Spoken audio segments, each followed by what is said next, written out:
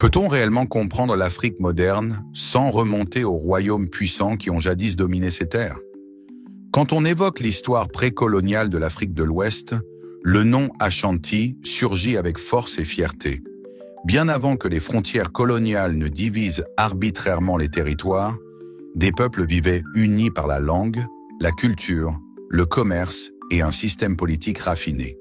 C'est le cas des Akan, un groupe ethnique majeur réparti aujourd'hui entre le Ghana, la Côte d'Ivoire et le Togo. Leur unité n'était pas une illusion. Elle reposait sur des liens solides, une langue commune, le Twi, un système matrilinéaire unique en Afrique, une organisation politique centralisée et un socle spirituel partagé. Ils formaient un peuple cohérent, structuré autour de valeurs de solidarité, de respect des anciens et d'excellence militaire. Contrairement à une vision européenne biaisée, l'Afrique n'était pas un patchwork de tribus sauvages, mais une mosaïque d'empires sophistiqués dont les Ashantis sont un exemple éclatant.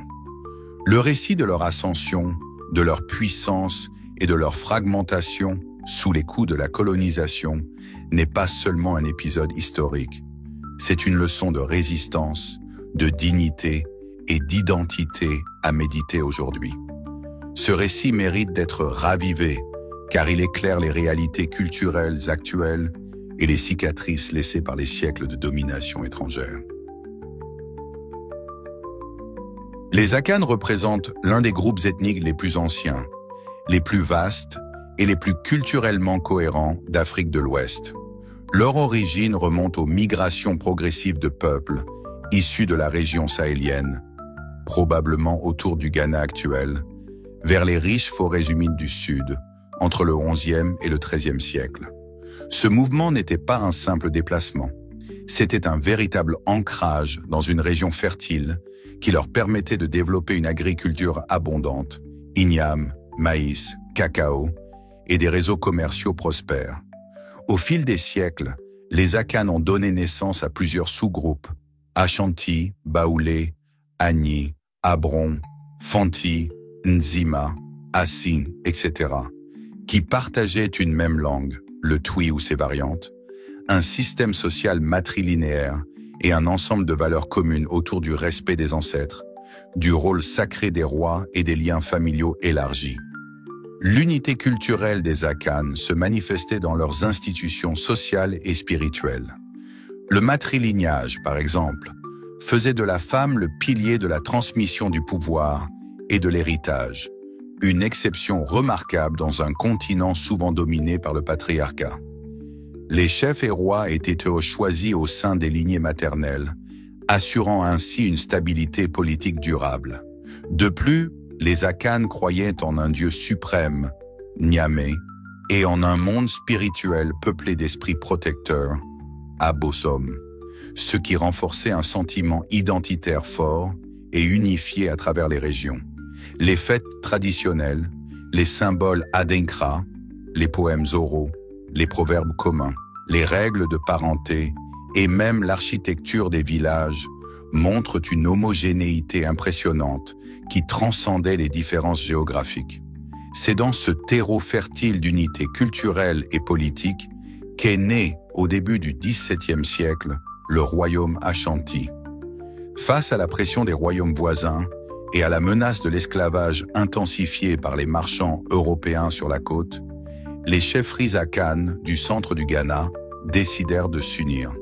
Cette unification fut rendue possible grâce au génie politique de Osei Tutu, un prince visionnaire, et à la sagesse spirituelle de son conseiller, le célèbre prêtre Okomfo Anokie. Ensemble, ils établirent la ville de Kumasi comme capitale et mirent en place un symbole d'unité mystique, le trône d'or Sikadwa Kofi, censé être descendu du ciel, représentant l'âme du peuple Ashanti. Ce trône n'était pas un simple objet politique, mais un lien sacré qui dépassait les intérêts tribaux. Il affirmait que le pouvoir appartenait à l'ensemble du peuple Akan et non à une lignée seule. Le royaume Ashanti fut donc bâti non pas par conquête brutale, mais par une alliance volontaire, stratégique et spirituel entre plusieurs clans akanes, désireux de se protéger et de se renforcer face à des ennemis communs. Ce modèle d'unification, fondé sur la concertation, le partage du pouvoir et la fidélité au trône sacré, fit du royaume Ashanti un exemple de construction nationale précoloniale. Loin d'être un peuple fragmenté, les Akanes ont démontré, par cette alliance, une vision politique avancée, une capacité d'organisation rare et une identité forte, capable de transcender les rivalités locales pour bâtir un empire solide.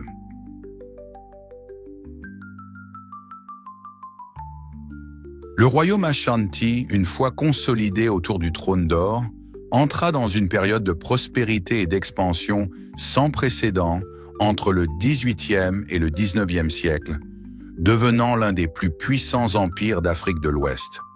Sa force reposait sur une combinaison remarquable de centralisation politique, d'organisation militaire avancée et de dynamisme économique. La capitale Koumassi devint un centre administratif et spirituel florissant, doté de palais royaux, de tribunaux, d'écoles de sculpture et de tissage, et d'un marché international où l'on échangeait l'or, le kola, le sel et les tissus. Le système politique Ashanti reposait sur un équilibre entre l'autorité du roi, Asantehene, et le conseil des chefs de clan, tous liés par le serment sacré de protéger le trône d'or. L'armée Ashanti, redoutée dans toute la région, était structurée de manière professionnelle, avec des régiments, des chefs de guerre et une logistique soignée. Elle utilisa notamment les armes à feu obtenues via le commerce avec les Européens, tout en conservant une stratégie militaire propre, fondée sur la connaissance du terrain, la ruse et l'endurance. Grâce à ces moyens, les Ashanti étendirent leur influence sur une vaste région englobant non seulement le centre du Ghana actuel, mais aussi l'est de la Côte d'Ivoire, région Baoulé, Agni, Abron, et certaines zones aujourd'hui situées au Togo. Dans ces zones, la culture akane prédominait toujours. La langue twi était parlée, les symboles adinkra se retrouvaient sur les textiles, et les cérémonies d'initiation et les rites funéraires suivaient un même canevas. Ce que l'on appelait l'Ashanti Empire n'était donc pas un royaume imposé de l'extérieur, mais plutôt un réseau d'alliances culturelles et politiques unis autour d'une même conception du monde, avec Koumassi comme cœur battant. L'économie de l'Empire, alimentée par les mines d'or et les routes commerciales internes, permit à l'Empire d'exercer une véritable indépendance face aux Européens, jusqu'à ce que ces derniers, par appât du gain et soif de domination, déclenchent des confrontations sanglantes.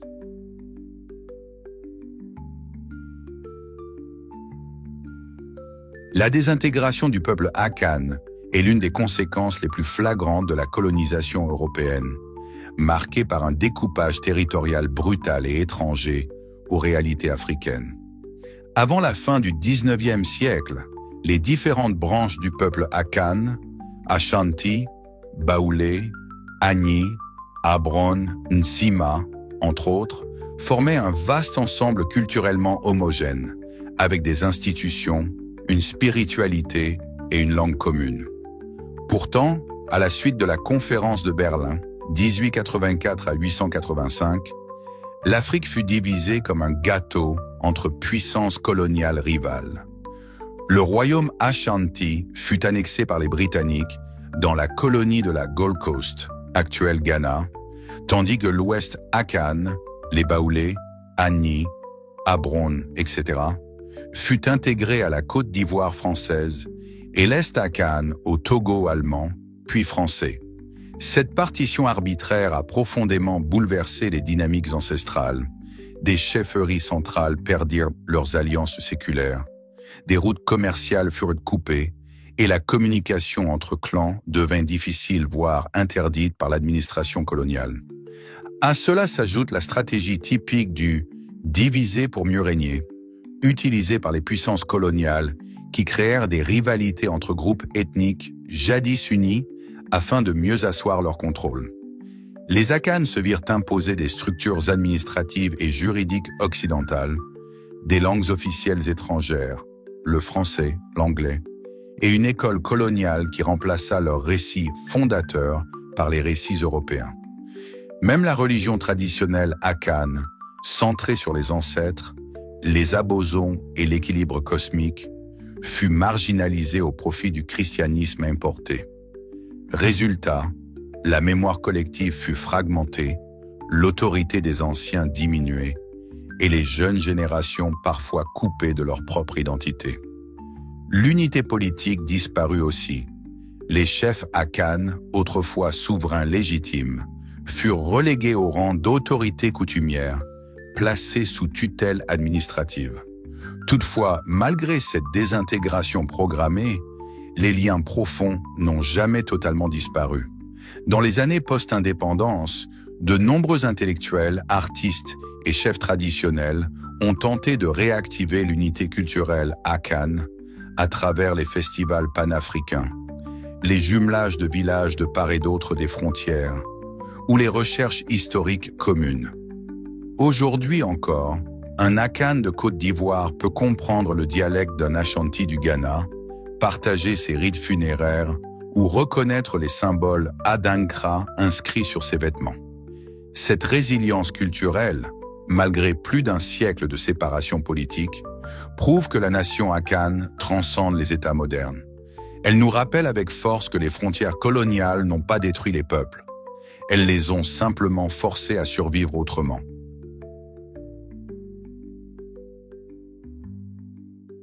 L'histoire des Akanes, de leur unité ancestrale à leur fragmentation coloniale, est bien plus qu'un simple récit du passé. C'est une leçon vivante sur la force de l'identité culturelle, la résilience d'un peuple et les ravages de la colonisation mal comprise. De la genèse spirituelle autour du trône d'or Ashanti jusqu'aux luttes héroïques contre les envahisseurs, les peuples Akanes ont prouvé qu'ils formaient une civilisation à part entière, dotée de valeurs, d'une organisation politique et d'une vision du monde profondément ancrée dans le réel africain. Cette unité, malheureusement brisée par les frontières artificielles dessinées par des puissances étrangères, nous rappelle l'importance de revisiter notre histoire sous un angle africain, décolonisé et lucide.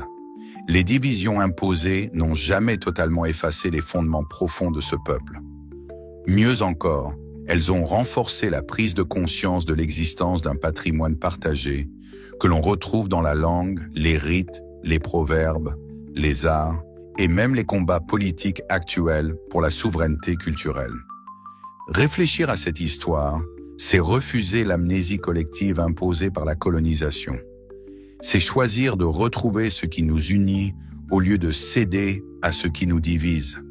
Cette mémoire commune est une boussole pour les jeunes générations africaines, une source de fierté et d'inspiration. Si cette histoire vous a touché, si vous souhaitez aller plus loin, replongez-vous dans les grandes civilisations africaines, les héros oubliés et les savoirs ancestraux en rejoignant la chaîne Histoire et Motivation. Abonnez-vous, partagez, faites vivre notre mémoire collective.